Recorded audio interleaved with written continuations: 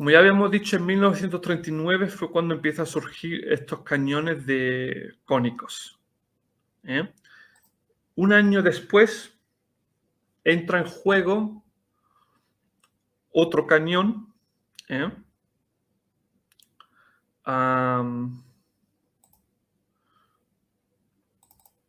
Aquí. Y es el cañón sin... A ver, compartir.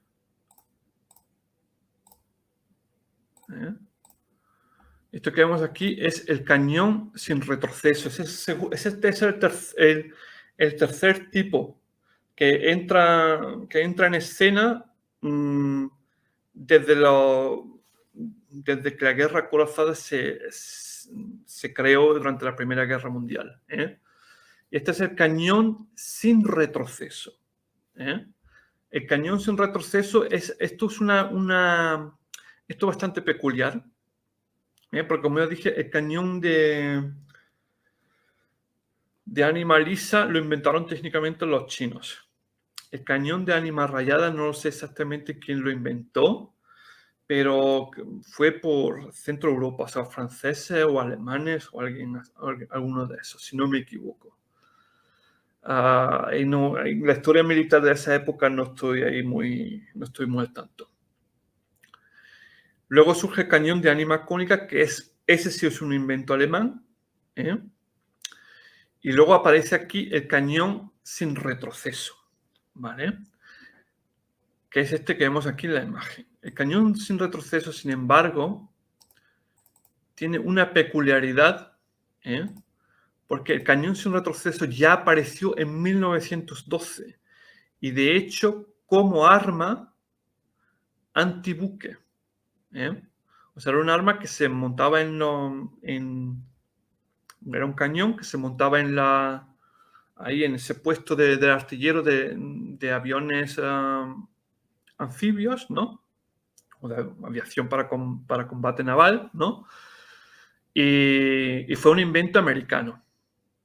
Fue un invento americano. De aquí se ve cómo se utilizaba el cañón. Tenía una ametralladora arriba que se utilizaba para apuntar y si luego la ráfaga daba en el blanco, entonces cuando disparabas el proyectil en sí. Aquí vemos también la imagen de esto recargándolo. Entonces, esta arma, el cañón sin retroceso, apareció en 1912 y creo que se llegó a utilizar también al principio de la Primera Guerra Mundial y luego desaparece de nuevo por completo. Y era un arma de aviación inventada por los americanos.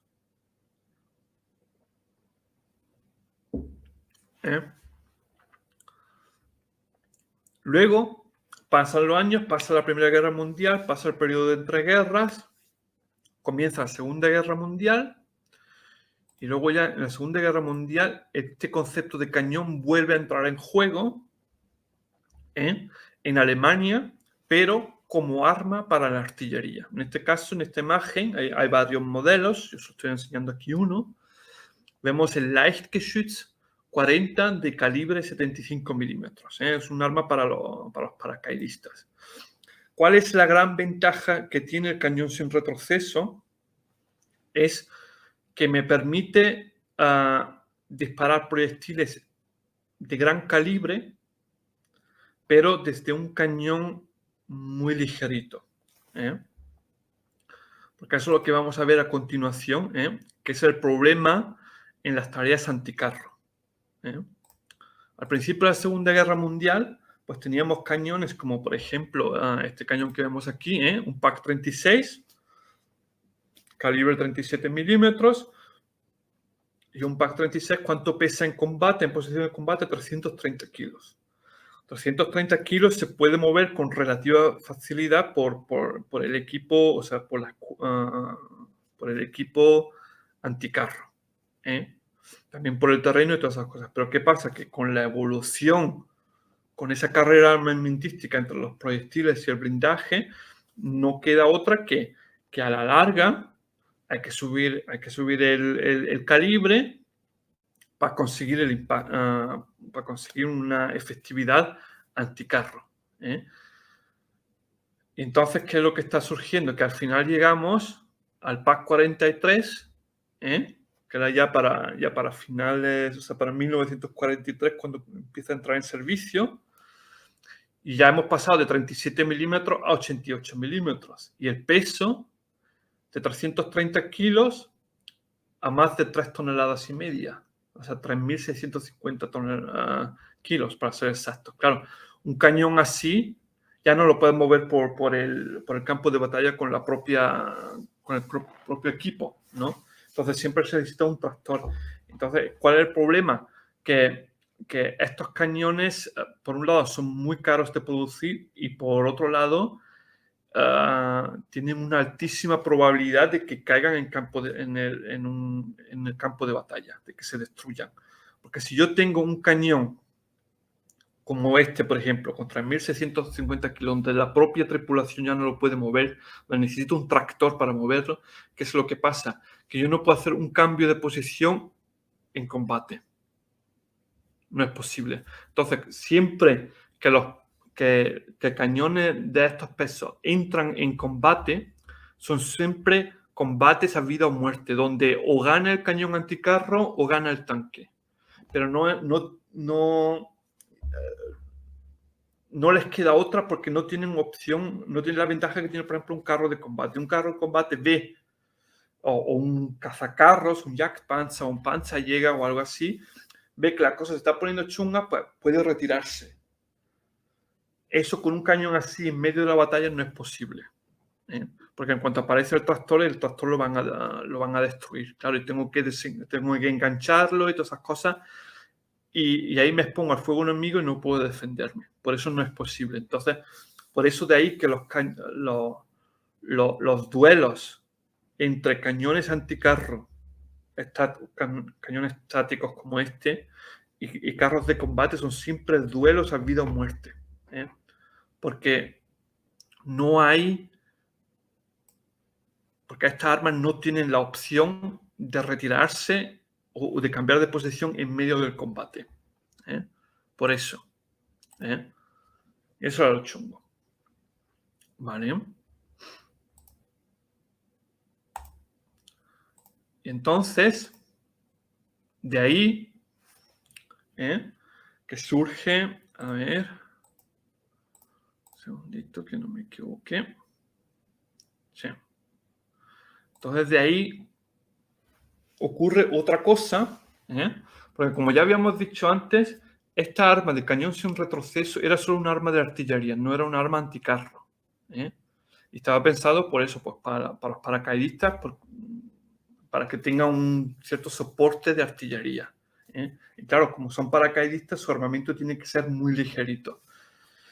Entonces, de ahí que para ellos no queda otra opción que usar un cañón sin retroceso para esas tareas.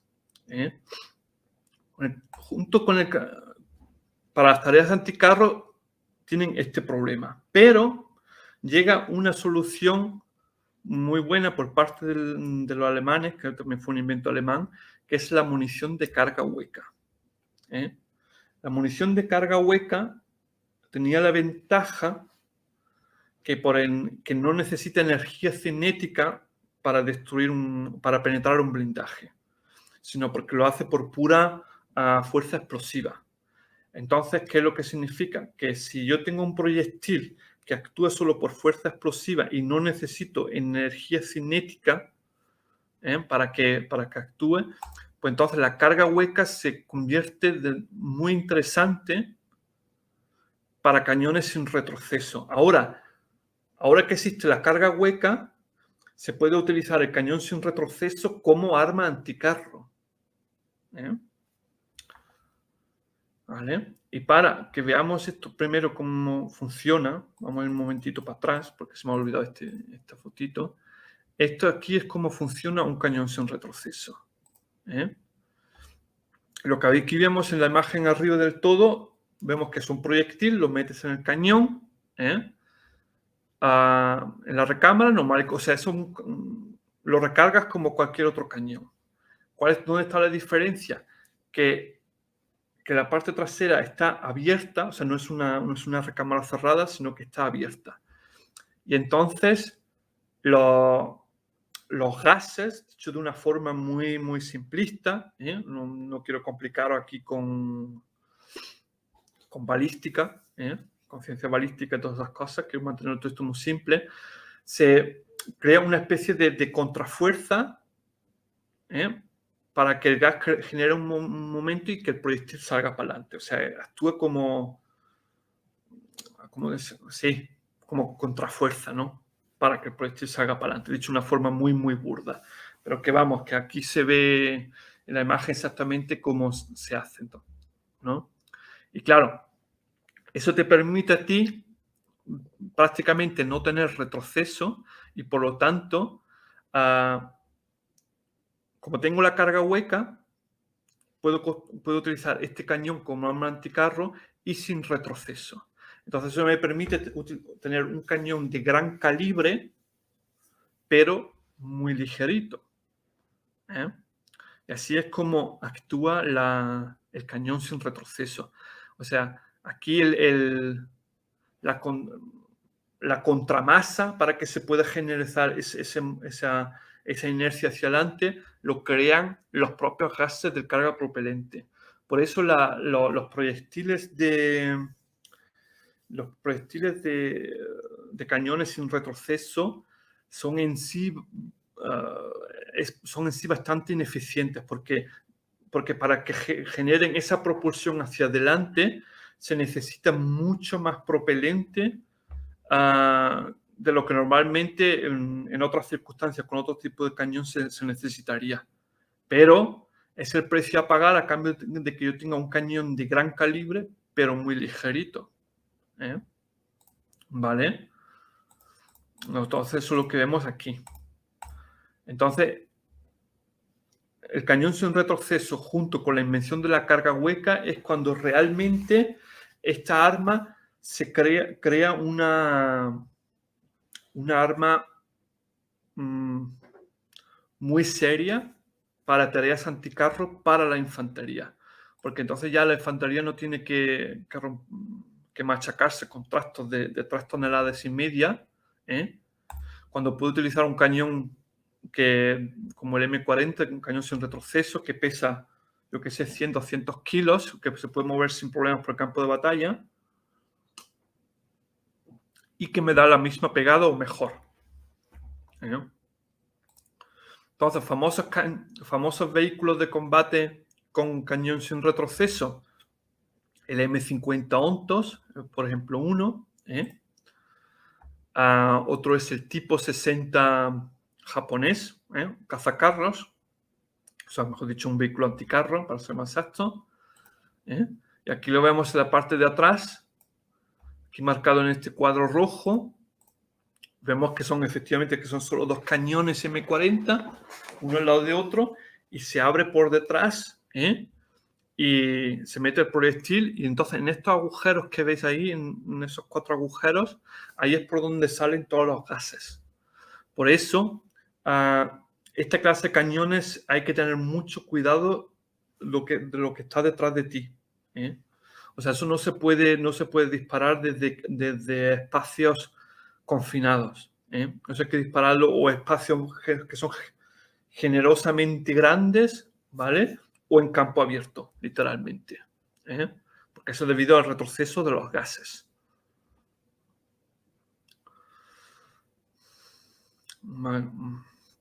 Muy bien.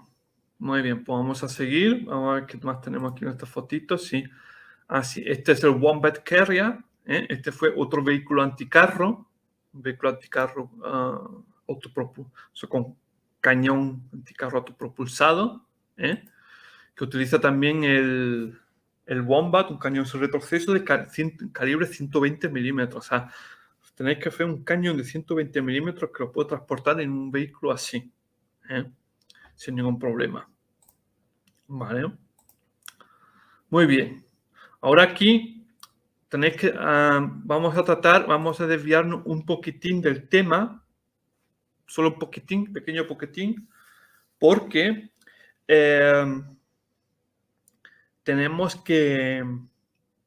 hay una cosa muy importante que ocurre y es que la gente confunde cañón sin retroceso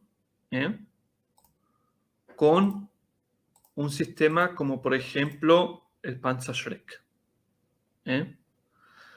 Porque el Panzerschreck, o sea, un cañón de este tipo como el Panzerschreck, un Panzerfaust, un RPG-7, toda esa munición de este tipo, a primera vista parecen iguales a un cañón sin retroceso y técnicamente no están tampoco tan lejos. Entonces vemos un cañón muy ligerito, muy delgadito, y también está por detrás abierto y también sale los gases del propelente, ¿no?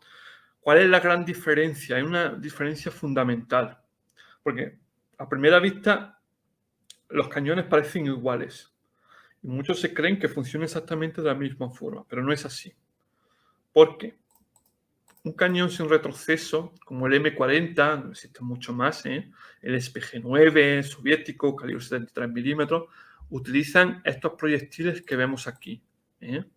Y son proyectiles normales y corrientes con vaina, con proyectil, vaina y todo lo demás, y los recargo por retrocarga en el cañón y lo disparo y ya está, ¿no? Otro ejemplo de este concepto, porque no tiene por qué, puede ser también algo más pequeño, como por ejemplo, el Carl Gustaf M3. El Carl Gustaf M3 es un tubo anticarro sueco, calibre 84 milímetros, y en su funcionamiento es exactamente igual al M40. Es solo que es tan pequeñito que yo lo puedo utilizar desde mi hombro. Y también utiliza, como vemos aquí en esta imagen, munición normal y corriente con vaina. El Panzerschreck o armas de este tipo, como Panzerschreck, RPG-7 y todas esas cosas, no funcionan así. Porque aquí la gran diferencia está en que la munición es un cohete. O sea, la munición está autopropulsada por un cohete. Esa es la gran diferencia. Entonces, aquí no. Aquí yo tengo una vaina con una carga propelente y esa carga propelente me empuja el proyectil hacia fuera del cañón. ¿Vale? Aquí no. Aquí el propio proyectil tiene su propia propulsión y se mueve por sí mismo, abandona por sí mismo el tubo y luego impacta en el blanco. Esa es la gran diferencia. Por eso, otra cosa que podéis notar es que muchas veces, no siempre, cañones sin retroceso siempre se cargan por atrás, por avancarga. Pero cañones, o sea, o armas donde la munición tiene su propia propulsión, por eso lo llaman, muchas veces se pueden cargar desde atrás, pero muchas se cargan por delante. O sea, el Panzerschreck, por ejemplo, se carga desde atrás. El Bazooka también se carga desde atrás. Pero, por ejemplo, el RPG-7 o el Panzerfaust F3 se cargan desde adelante. Y eso es una cosa, por eso digo que no lo confundáis. Son dos conceptos que a primera vista parecen prácticamente iguales, pero luego cuando te fijas en los detalles se ve que no es así. ¿Vale? Muy bien. Y entonces, aquí con los cañones sin retroceso se vuelven sobre todo muy, muy interesantes, poco después del final de la Segunda Guerra Mundial, porque claro, mastodontes como estos ya no me sirven, pero entonces surge el cañón sin retroceso con carga hueca y entonces ya la cosa pinta de otra forma, ¿no? Entonces eso convierte en un arma muy, muy apreciada para tareas anticarro. ¿Vale? Y luego ya eso, ahí es cuando, o sea, durante los inicios de la Guerra Fría es cuando esta arma está muy, muy de moda por todo el mundo, o sea, tanto en Oriente como en Occidente. y luego ya no son reemplazadas para tareas anticarro más tarde con la aparición del misil anticarro. Los primeros misiles que todavía tenía el guiado MACLOS, o sea, guiado MACLOS significaba que yo tenía que estar pendiente dónde está el blanco, dónde está mi misil, tenía que estar pendiente de las dos cosas y dirigir el misil hacia ese blanco. Eso era el guiado MACLOS, ¿no? El guiado MACLOS era todavía muy poco efectivo con la tasa de acierto. La tasa de acierto en combate real no superaba el 25%. Entonces, de ahí que todavía se seguían usando el cañón sin retroceso como arma anticarro. Pero una vez que apareció el guiado SACLOS, pues entonces es cuando yo ya, como artillero, yo ya solo tengo que concentrarme en dónde está mi blanco. O sea, coloco la retícula sobre el carro de combate y ya el misil mismo, a través del sistema de guiado automático, se guía por sí mismo contra ese blanco. Entonces ahí la tasa de acierto recibe un tremendo salto. Y entonces con la aparición de los misiles, de estos misiles anticarro SACLOS, que le dan el punto y final al cañón sin retroceso. A día de hoy, cañones sin retroceso apenas se usan, con la excepción de armas para la infantería transportables, como por ejemplo el Carl Gustav y armas así por el estilo. Pero así en vehículos ya prácticamente ya no se ve, muy raro, a no ser que sea un ejército muy antiguo, ya prácticamente no se ve. Vale, vamos a ver qué más tenemos. Vale, pues eso. Aquí repasamos de nuevo cómo surge todo esto. Vale.